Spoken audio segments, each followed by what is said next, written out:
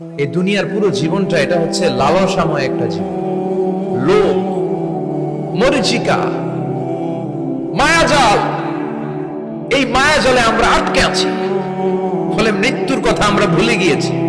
পাগলের মতো ছুটছি, আরো টাকা লাগবে, আরো খ্যাতি লাগবে, আরো যশ লাগবে, আরো দাপট লাগবে। আমার এত টাকা দিয়ে কি হবে?